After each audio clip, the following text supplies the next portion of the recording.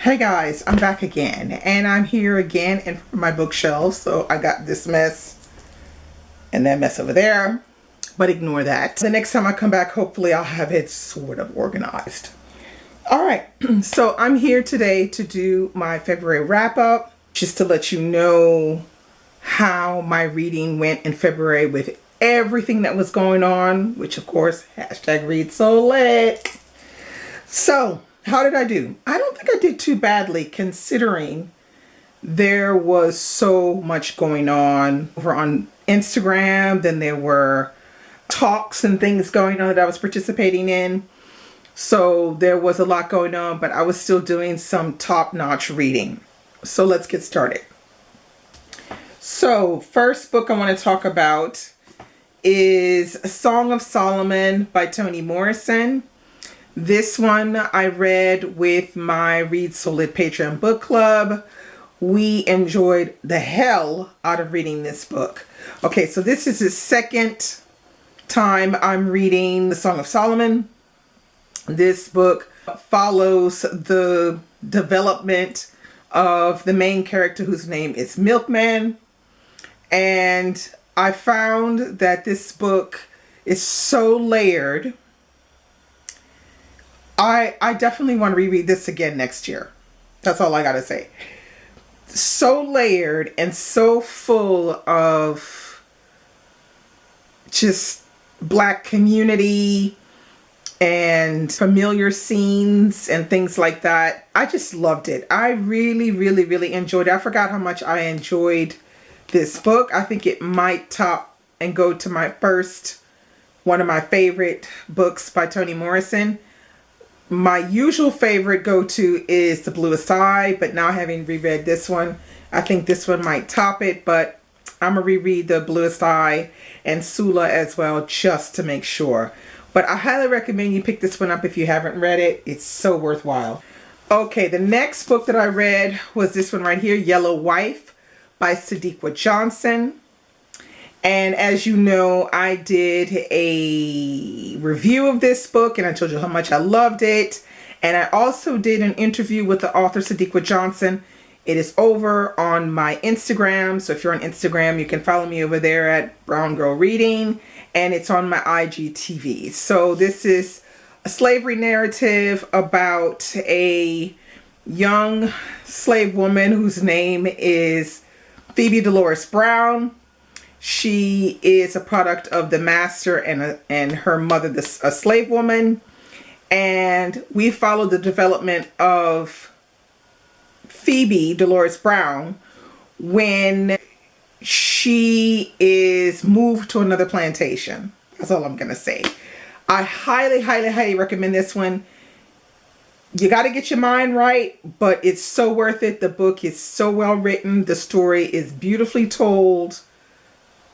Oh, excellent. 5-star read, this one. Okay, the next one on the list that I read was The Prophets, and that's by Robert Jones Jr.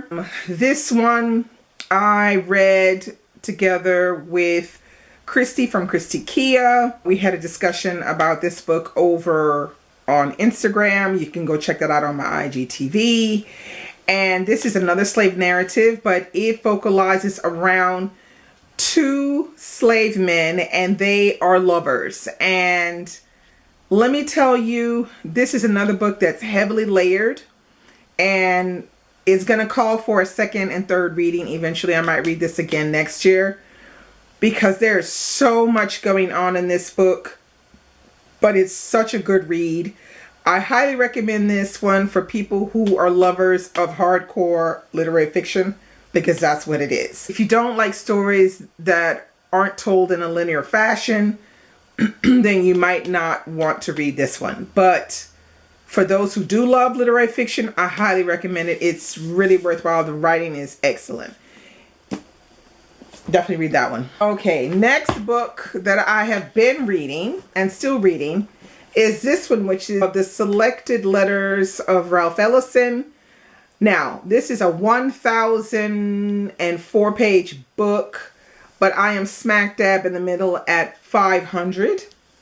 And I haven't picked it up this month yet.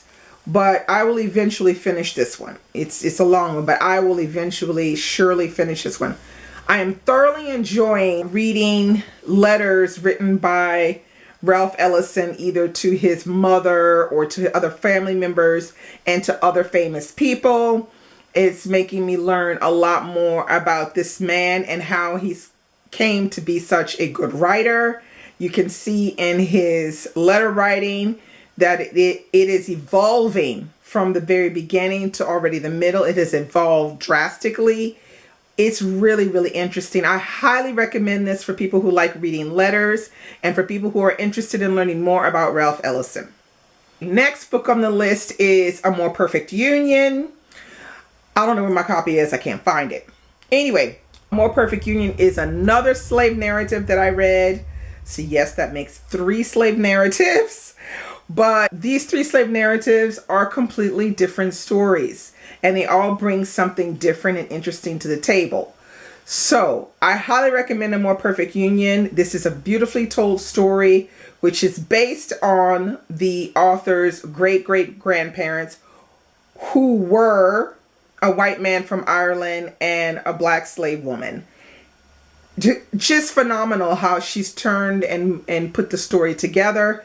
She talks and says a lot of things about life on the plantation. If you want to know more about what I thought, I have linked that review down below along with my review of Yellow Wife. So I highly recommend this one. It's actually a pretty fast read, and I think it's a story that people could really learn some things and see something a little different. See a slave narrative told in a different way. Completely 3 completely different narratives that take place on plantations, but that are done in just really interesting ways. I highly recommend it. Last but not least, I have What You Owe Me by B.B. Moore Campbell. Now, this one is a very old book. This is from 1990 or 1991, something like that. So this is a real backlist, okay? B.B. Moore Campbell was a very popular writer back then, and the first book that I read by her was called Brothers and Sisters, I think, and I thoroughly enjoyed it, but I didn't get a chance to read any of her other books. So I had this one, and it fit the bill of a book over 500 pages. So I decided to read this one, and it basically discusses a relationship between a black woman and a Jewish woman. The Jewish woman's name is Gilda, and the black woman's name is Hosanna. And so basically what you see is this relationship that forms between Gilda and Hosanna, the black woman and the Jewish woman that has survived the concentration camps. Together they build a business making hand creams and other types of beauty type products like that. They make them themselves, and it's through the recipes that Gilda remembers that her father used to make. So the 2 of them together are like the dynamic duo. So Gilda is good because she has the recipes and knows how to mix the products. And Hosanna is good because she knows how to sell the products.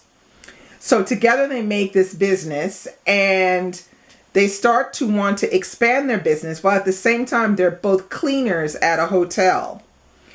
And something happens, and Gilda, the Jewish woman, disappears off the face of the earth and leaves Hosanna high and dry to get on with the business on her own. And we see how that separation little by little destroys Hosanna as, you know, her life goes on.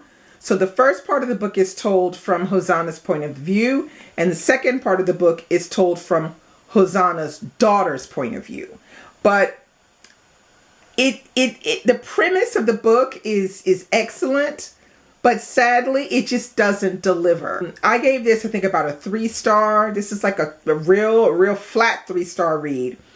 And I'm not sure, I guess I want to say because she doesn't do anything superb with this storyline. I feel like the first part of the book is much more interesting. She's embarking on something that could be something really interesting to read about. But the second half of the book becomes very flat and very boring and very predictable. And I think this is where she went wrong with this one, is that the predictability of the story becomes very ordinary and not that interesting. But be that as it may, I enjoyed reading it and read it all the way through because I needed to read something that was like a palate cleanser after having read 3 slave narratives. I just wanted to read about Black people just living their lives, okay? Even if the book was 3 stars, I still enjoyed, you know, the fact that it was a good palate cleanser. Will I read more by B.B. Moore Campbell? Absolutely. I have 2 more books to read. One that was recommended and given to me by a friend, and another one which is on my shelf. So you may see more of me talking about B.B. Campbell, but that's as close as you're going to get to, you know, my personal opinion on it. Would I recommend it? No, because it's 540 something pages and it's only a 3 stars. So give it a miss. So that is it. That's all I read last month. I feel like I read quite a lot because the books that I read were way over 300 pages. So yeah, I was pretty busy. I still got in excellent reading while at the same time, you know, managing Read So Lit and posting and, you know, that kind of thing. So that's it for today. And I think I'll come back next time with another interesting video real soon. Bye-bye.